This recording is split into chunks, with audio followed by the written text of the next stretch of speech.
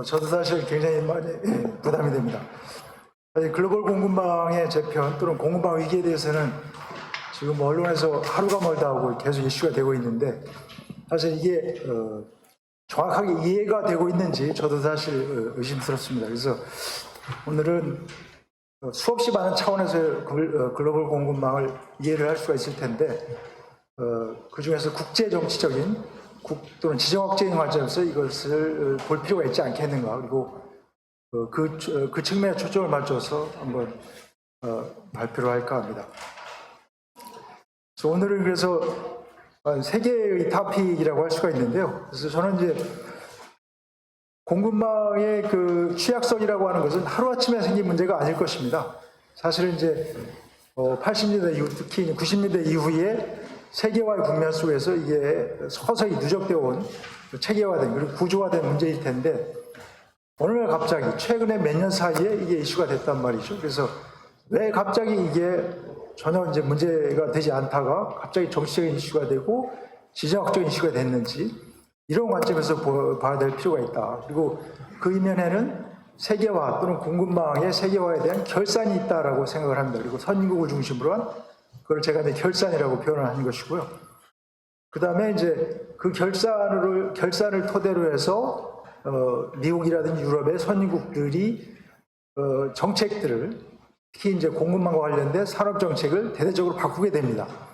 그래서 미국, 중국, 일본, 유럽이 어떻게 이 정책을 바꿔가는지 그걸 간략하게 말씀을 드리고, 그 다음에 세 번째 토픽은 결국 이제 많은 분들이 이 부분에 관심을 가질 텐데, 공급망 재편의 전망입니다. 근데 이제 사실 이걸 뭐 미래를 전망한다는 것은 뭐 저의 임무도 아니지만, 그래도 어느 정도 바운더리 내에서 공급망 재편의 어떤 방향성들을 어느 정도의 큰 바운더리는 얘기할 수 있지 않을까, 이런 관점에서 이제 말씀을 드려보겠습니다. 첫 번째는 공급망 위기에 대한 이해입니다. 그래서 문제 설정이라고도 할 수 있겠고요.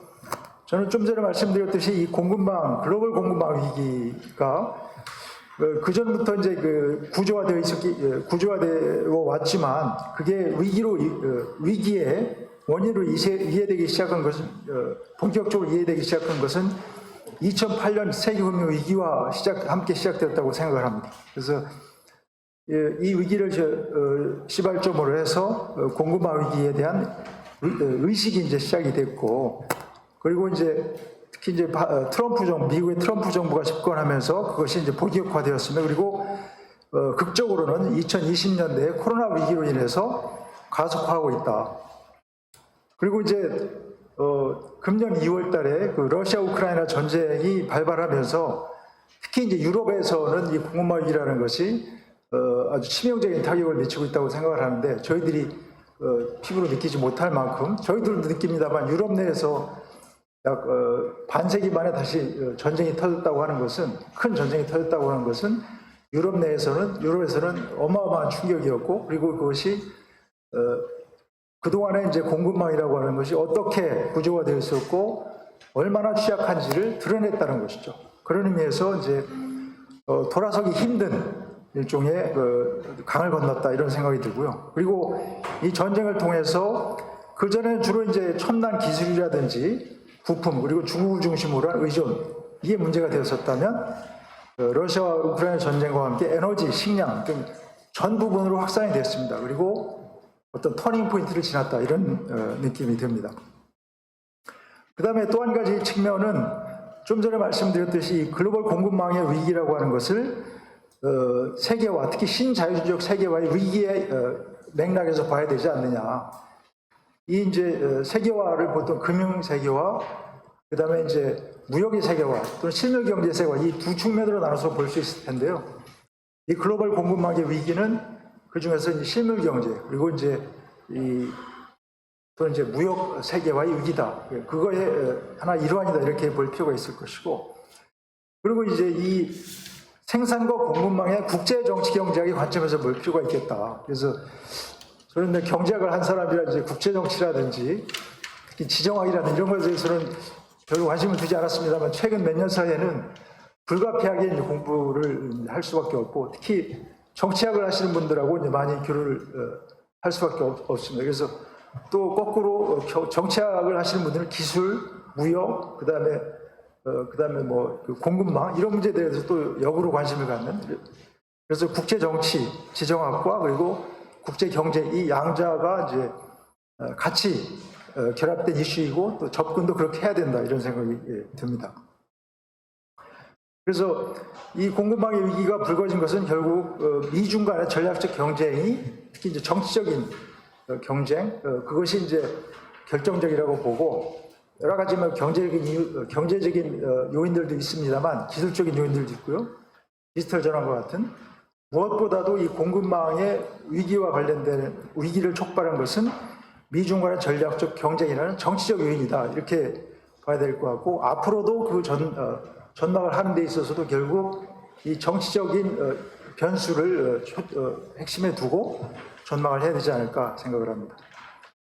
그래서 그 핵심에는 아까 정치의 변화를 말씀을 드렸는데 그 미중 전략적 경쟁뿐만 아니고 그 시대 변화와 함께 나타나는 경제 안보 정책의 이제 부상입니다. 그래서 이것이 그동안에 이제 소위 세계화라고 하는 한 3, 40년 동안 이어져 온 국제 경제 또는 정치 질서가 전혀 새로운 방향으로 바뀌는 그러한 새로운 시대 전환이다 이렇게 볼 필요가 있을 것 같습니다. 그래서 이 결산이라고 하는 것은 제가 그 선진국의 관점에서 결산인데요.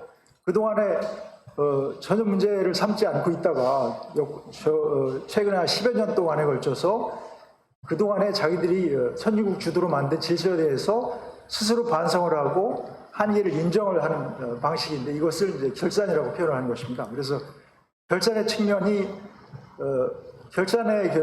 이해하기 위해서는 저는 이제 이 GVC 또는 제가 이제 이 발표에서는 GVC 글로벌 밸류 체인 또는 글로벌 가치 사슬을 약간 다릅니다만 뭐 인터체인저블하게 쓰고 있는데요.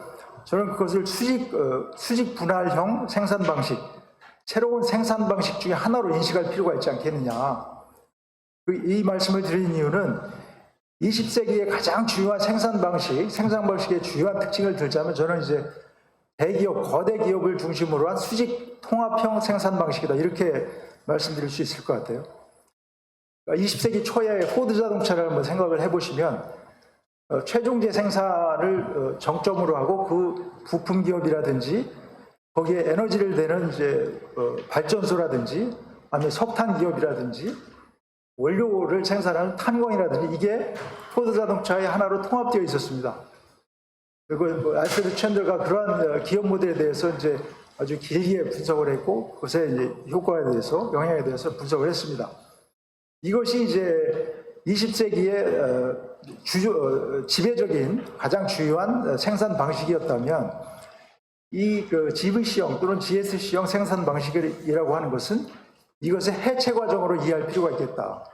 그래서 이것이 물론 앞으로 변하겠습니다만 적어도 최근 30여 년 동안은 지배적인 하나의 생산 방식으로 자리 잡았던 게 아닌가 이렇게 생각을 할 수 있을 것 같습니다. 그래서 이게 이제 해체되기 시작한 것은 이제 70년대 뭐 서구 선진국의 위기로부터 시작이 됐습니다만 그것이 수직 해체가 시작이 되고 기업이 다국적화되고 그것이 아웃소싱과 그다음에 오프쇼링이 되면서 이것의 결과로 글로벌 가치사슬 또는 글로벌 공급망이 형성이 됐다는 것이죠.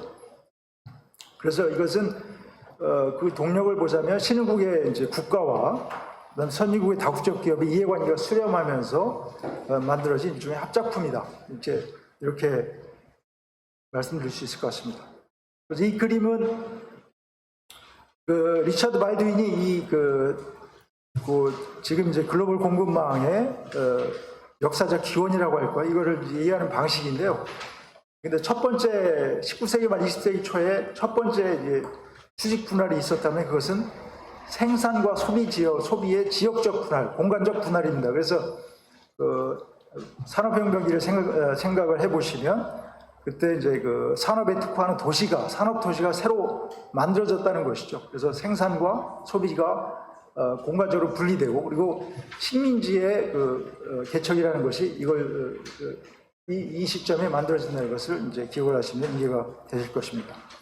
근데 최근에 우리가 경험한 두 번째 언번들링은 이 생산 과정 내부의 분할입니다. 그래서 생산 과정 자체가 이제 수직적으로 여러 단계로 여러 기능으로 분할이 되고 그 각각의 기능들이 이제 서로 다른 나라에 분산 배치되고 이것이 무역과 투자를 통해서 연결되는 이게 바로 이제 글로벌 가치사슬형, 글로벌 공급망형 생산 방식이라는 것이죠. 그러면서 거기에 뭐 각국의 이제 발전 방식도 다를 뿐만이 아니라 무역 투자의 패턴이 바뀐다는 것은 이제 물론입니다. 이러한 우리는 한 시대를 살아왔다는 것이죠. 그래서 이걸 이제 리차드 발두인이 그래서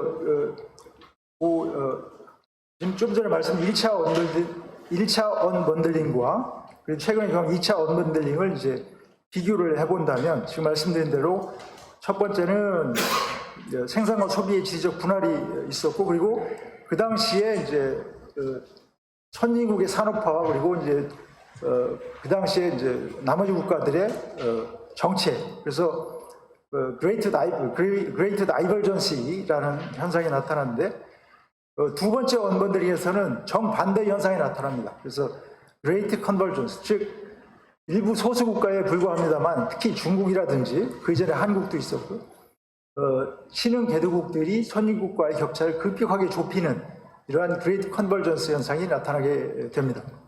이것이 이제 지정학적인 이슈를 이제 제기한다는 것이죠.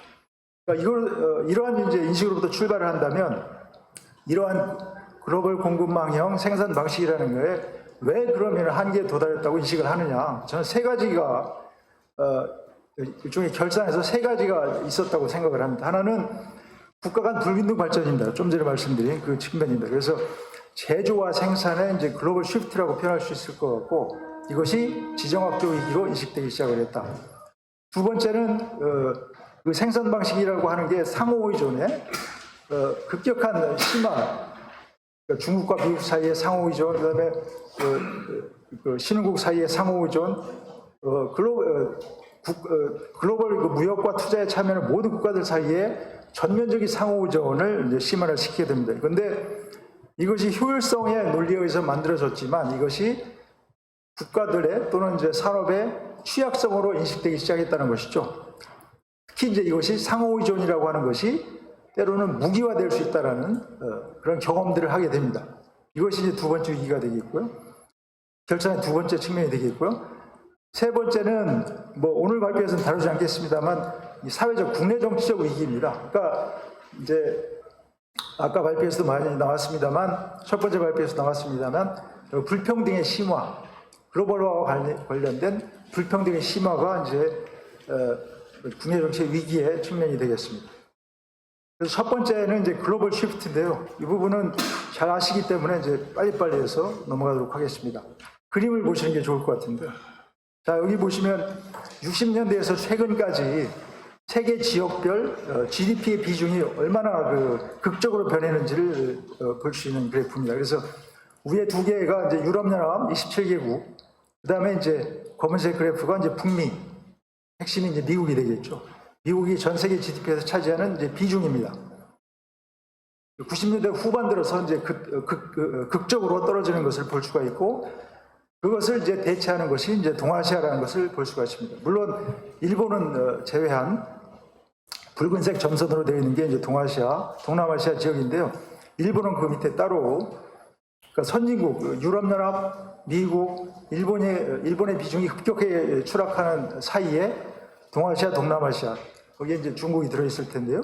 그 비중이 급격하게 이제 상승하는 것을 볼 수가 있습니다. 그 다음에 무역에 있어서도 특히 이 글로벌 공급망의 이면에는 결국에 이제 제조업의 세계화가 핵심이 될 텐데요. 이 제조업 10대 재화 수출국의 수출 비중이 어떻게 변하는지를 보시면 역시 이제 극적입니다. 그래서 미국이라든지 특히 이제 일본, 유럽의 이제 비중이 떨어지는 사이에 중국의 비중이 이제 결국 90년대 후반, 2000년대 들어서 급격하게 상승하는 것을 볼 수가 있습니다. 그래서 이러한 이것 핵심을 이제 세계 경제 중심의 아시아 이동이다 이렇게 이제 표현할 수 있을 텐데 이거는 이제 그 긴 역사의 관점에서 볼 때는 그 미국을 중심으로 했을 때 추격, 추월, 추락의 어떤 메커니즘에 의해서 그러한 장기적인 역사적 관점에서 볼 필요가 있다. 그래서 왼쪽에 이제 그림에 보시듯이 그러니까 소련으로부터 러시아로 연장된 그 빨간색 그래프, 그 다음에 이제 푸른색 그래프는 일본이고요. 그 다음에 이제 그 위로 올라가는 그래프가 이제 중국일 텐데, 결국 소련의 어떤 부상과 추락, 그 다음에 일본의 부상과 뭐 추락이라고 해야 될지 모르겠습니다. 어떤 한계 도달에서 떨어지는 현상. 근데 그 이후에 중국이 다시 이제 비슷한 규모는 다릅니다만 비슷한 패턴으로 20세기 이후에 역사를 볼 필요가 있지 않겠는가. 공급망 위기도 이제 이런 측면을 가지고 있다는 것이죠.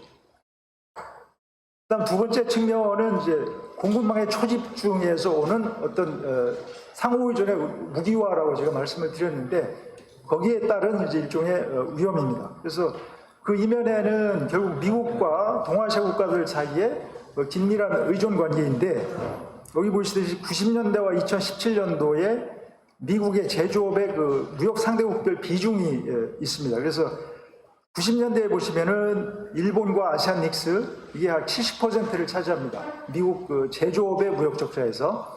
반면 중국을 비롯한 아시안 국가들 약 15%. 근데 2017년대는 거의 정확하게 반대가 됐습니다. 그래서 중국과 아세안의 비중이 약 70%가 넘고 반면에 일본이라든지 아시안 믹스의 비중은 10% 남짓으로 떨어집니다. 근데 이 두 시기에 변하지 않는 것이 있습니다. 즉 아시아의 미국의 무역 적자에서 아시아가 차지하는 비중이 거의 비슷하다는 것이죠. 즉 미국과 아시아 사이에 어떤 글로벌 공급망으로 연결된 그 관계는 크게 변하지 않고 그 파트너 국가가 이제 변하는 것이다. 이렇게 봐야 된다는 것입니다. 그래서 앞으로도 미래를 전망하는 데 있어서도 이 관계를 중심으로 인도 태평양 지역으로의 확장 이런 걸 얘기를 할 때에도 이 아시아와 미국 사이의 글로벌 공급망상의 관계 이것이 파트너 국가가 바뀐다고 하더라도 비슷하게 유지될 가능성이 높다. 이렇게 봐야 될 거라고 생각을 합니다. 자, 이것도 이제 이거는 미국과 중국 사이의 양자간 관계를 보여주는 것이고요. 이면에도 당연히 이제 글로벌 공급망의 관계가 있습니다. 이것도 뭐 군더더기에 불과하니까 넘어가도록 하겠습니다. 그래서 이제 우리나라 같은 경우에도 이게 중국에 대한 의존도가 대단히 이제 높습니다. 그래서 최근에 조사를 한 것인데, 그런데 대중국 수입 의존도가 50% 이상인 품목을 관심 품목으로 정의하고 70% 이상인 품목을 취약 품목으로 정의를 했을 때, 물론 HS 6단위에서 이제 계산을 한 것인데요. 그런데 이제 우리나라 경우에 약 1,080개가 이제 관심 품목으로 이제 나오고, 그 다음에 취약 품목은 650개 정도 됩니다. 미국도 약 575개, 282개 정도 됩니다. 근데 미국과 우리나라 사이에 이제 특징이 있는데, 우리나라 같은 경우에 중간재에 상대적으로 집중이 되어 있는 반면에 미국의 경우에 소비재, 대중국 수입 의존도가 높은 품목들이 소비재에 이제 집중이 되어 있습니다. 근데 이것은 이제 한국이 중국과의 수직 분업을 통해서 중간재를 중국에 크게 의존하고 있다. 이런 말씀을 드릴 수가 있을 것이고요. 그런데 작년에 문제가 됐던 요소수라든지 이런 최근에 문제가 됐던 이런 품목들이 다 이 취약 품목이거나 관심 품목에 포함되어 있습니다. 그래서 여기서 말씀드리고자 하는 것은 이러한 것이 효율성이라는 것은 효율성의 기준에 따라서 그 논리에 따라서 만들어진 것이긴 하지만 이것이 아까 말씀드린 이제 지정학적인 위험이 되고 그 다음에 이제 무기화가 되고 이런 상황으로 바뀌면서 이제 본격적으로 문제가 되기 시작했다는 것이죠. 자, 그래서 이제 각국들이 어떻게 그러면은 대응을 하고 있느냐?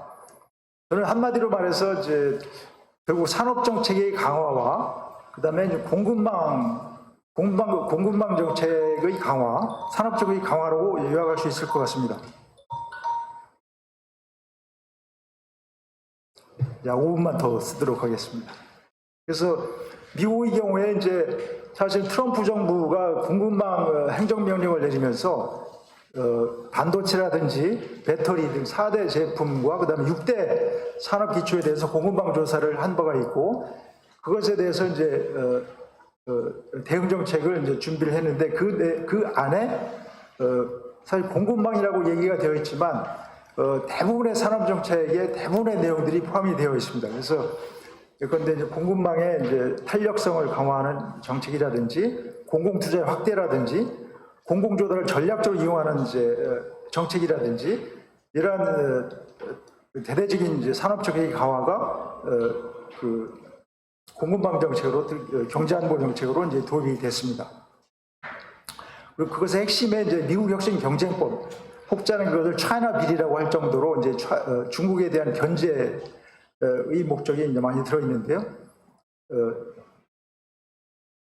그 다음에 이제 대외적으로는 그 일종의 이제 공통 가치를 기초로 한 동맹 강화와 그 다음에 협력 강화가 이제 주요한 정책으로 추진이 되고 있습니다. 그래서 미국과 유럽 사이에 무역기술 이사회라는 것이 작년 9월부터 시작이 돼서 가동을 하고 있고, 특히 작년 말에는 이제 아시아에 대해서 인도태평양 경제 프레임워크가 이제 제안이 됐고, 아마 그 이번에 정상회담에서 어느 정도 논의가 될 것으로 이제 예상이 됩니다만, 아직 구체적인 내용이 이제 발표가 된 건 아닙니다만 방향성만 나와 있고 구체적인 내용은 아직 결정이 되지 않았습니다만, 이게 앞으로 아시아와의 그 무역 투자의 그 질서를 만드는 주요한 축이 되지 않을까라고 생각을 합니다. 그다음에 중국의 경우에는 이제 그 소위 쌍순환 전략, 그리고 그 이면에는 과거의 국제 대순환이 핵심이었다면 지금은 이제 국내 대순환을 초점에 두는 쌍순환 전략으로 이행과 그다음에 여기 제가 이제 신형 거국 체제라고 표현했는데, 그러니까 국내 기술 개발 역량 강화와 그다음에 공급망의 수직 통합, 중국을 중심으로 한 수직 통합을 핵심으로 한 정책이 추진되고 있습니다.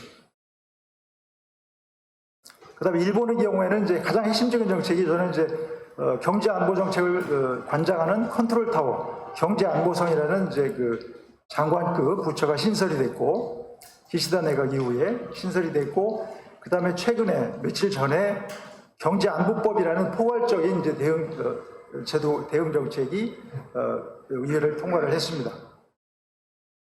가장 체계적이라고 제가 보기에는 이제 여러 나라들 중에 가장 체계적으로 제도와 조직을 정비하고 있다고 생각이 됩니다. 그다음 유럽도 이제 뭐 어느 정도 마찬가지입니다. 그래서 유럽의 키워드는 전략적 자율성 정책인데요. 그래서 원자재라든지 기술이라든지 인프라 이런 전략 부분에 대해서 이제 대외 의존들을 축소를 하고 유럽 내 생산을 강화하는 그걸 핵심으로 하는 전략적 자율성 정책을 핵심으로 추진하고 있습니다. 그래서 이제 전망에 대해서는 이제 저는 뭐 여러 가지가 모델이 이제 기존의 모델이 위기에 처해 있다면 새로운 가능성들의 여러 가지 경로, 시나리오가 경합 중이라고 생각이 되는데, 거기는 탈세계화 29년에서 45년 사이에 있었던 것과 비슷한 탈세계화도 이제 시나리오로 있을 수 있고, 그 다음에 재세계화, 그 다음에 중국 주도의 세계화, 지금 미국 주도의 세계화가 30여 년, 40여 년 있었다면 그걸 대체하는 중국 주도의 세계화, 이것도 뭐 시나리오는 가능하겠죠. 그 다음에 지역 블록화, 그 다음에 이제 가치 기반 블록화, 이 한 5가지 정도를 생각할 수 있을 텐데, 지금 가장 가능성이 있다고 생각이 되는 것은 이 가치 기반 블록화입니다. 그래서 뭐 지금 이건 미국과 유럽이 주도해서 이제 만들고자 하는 어떤 국제무역 질서가 될 텐데, 근데 민주주의 국가들 사이에 어떤 경제 블록을 형성하고자 하는 시도가 되겠죠. 이게 이제 점점 더, 물론 이게 실현이 될지 100% 실현이 될지 그 다음에 다른 시나리오 어떻게 융합이 될지는 모르겠습니다만, 적어도 지금까지 가장 유럽과 미국을 중심으로 적극적으로 추진되고 있는 방향이다라고 생각이 됩니다. 그래서 그것과 연관돼서 이제 말씀드릴 수 있는 것은 가치 중심의 통상 정책의 확산과 그리고 그 가치를 중심으로 한 클럽형 무역 질서의 구축 시도이다. 그래서 좀 전에 말씀드렸듯이 WTO 체제가 지금까지 전후에 2차 대전 이후에 국제무역 질서를 관장하는 가장 주요한 무역 규범이었다면 이것을 대신하거나 이것을 보완하는 새로운 무역 투자 규범이 형성되고 있는 게 아니냐.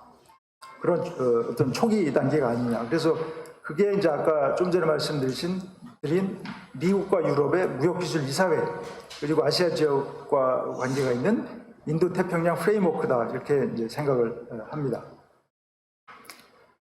그래서 거기에 그 인도 태평양 프레임워크에 그 개요가 나와 있다고 말씀드렸는데 거기에 보시면 이건 가치 기준 무역 규범의 확산을 이룰 수 있는 그런 방향성, 그다음에 디지털 표준을 만들고자 하는 그런 방향성, 그다음에 공급망에 있어서 대중국 의존도를 줄이기 위한 방향성, 그다음에 이제 환경과 관련해서는 그린 신산업의 시장 확대를 추구하는 방향성, 그다음에 인프라와 관련된 중국의 1대1로에 대한 대응으로 이끌 수 있는 그런 방향성, 이런 것들이 논의 대상에 다 포함되어 있습니다. 그래서 이걸 중심으로 무역 질서, 투자 질서를 재편을 하고자 하는 시도로 볼 수 있을 것 같습니다. 그런데 그렇게 해서 만들어진 결과가 뭐가 될 것인지 저는 그것을 선별적 부분적 디커플링과 그리고 이제 선별적 부분적 디커플링이라고 정의할 수 있을 것 같습니다. 제가 이제 선별적 부분적 디커플링이라고 말씀드리는 이유는 과거 냉전과는 구분할 필요가 있다는 것이죠. 과거의 냉전에는 지역으로 블록화된 소련과 미국 사이에 서방과 동구권 사이에 무역 투자가 물론 있었습니다. 지금과 비교하자면 거의 없는 상태와 이제 같다고 할 수 있을 텐데요. 그것과는 다르다는 것이죠. 그래서 신흥 전략 산업에 있어서는 어떤 디커플링이 가능하겠지만 그 나머지 산업에 대해서는 그렇게 할 필요도 없고 그렇게 할 수도 없다는 것입니다. 그래서 적어도 2020년대 그 이후로는 뭐 어떻게 될지 모르겠습니다만 적어도 가까운 장래에는 이러한 중층적인 신흥 전략 산업에 대한 무역 질서와 그 나머지 산업에 대한 무역 질서가 다르고 다른 무역 질서가 공존하는, 예컨대 WTO 체제에서 관할한 무역 질서와 그다음에 아까 말씀드린 이제 TTC라든지 인도 태평양 프레임워크 여기에서 관할하는 무역 질서, 이게 중층적으로 결합되어 있는, 물론 안정성이 떨어지겠죠. 이런 무역 질서가 적어도 당분간 유지될 수 있는 것이 아닌가, 현실적으로 그렇게 될 수밖에 없는 것이 아닌가, 이런 생각이 듭니다. 그래서 나머지들은 이제 그 부분 말씀을 드렸고요. 그래서 저는 이제 국가 정책에서 핵심은 저는 경제 안보와 산업 정책과 그다음에 통상 정책이 융합이라고 할까요? 융합되는 그러한 시대로, 새로운 시대로 들어섰다라는 생각이 들고, 그것을 저는 이제 그걸 아우르는 어떤 체계를 전략적 자율성 정책 체계다 이렇게 표현할 수 있을 것 같습니다. 그래서 이 전략적 자율성이라고 하는 개념은 유럽연합의 대외 경제, 대외 전략의 키워드입니다. 그래서 아까 공급망과 관련해서는 대외 의존도를 최소한으로 축소를 하고 전략적인 위험에 노출되지 않도록 최소한으로 하고, 그럼에도 불구하고 이제 개방을 유지하는, 그래서 그 앞에 이제 개방형 전략적 자율성 이런 개념이 붙는데, 이것을 키워드로 하는 정책이 필요하지 않을까 생각이 됩니다. 그리고 지금까지 산업 정책 따로, 통상 정책 따로, 경제안보 정책이 완전히 따로라고 할 수 없겠습니다만 이것이 제대로 융합되지 않은 게 이제 현실이라고 할 수 있다면,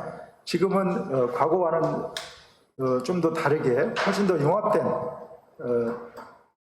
방식으로 이제 만들어져야 될 거라고 생각합니다. 예컨대 일본에서 경제안보성이 만들어지고 경제안보법이 만들어진다든지, 그다음에 이제 미국의 경우에 백악관에서 컨트롤 타워 역할을 해서 경제안보가 굉장히 강화된 방식으로 경제안보와 산업정책, 통상정책이 결합이 된다든지, 그런데 이제 이러한 방식들이 이제 필요할 것이라고 생각이 되고, 마지막으로 이제 결론을 대신해서 말씀을 드리고자 한다면, 저는 이 변화들이 두 가지 키워드로 요약할 수 있을 것 같습니다. 하나는 브레튼 우즈 모먼트라는 이야기고요.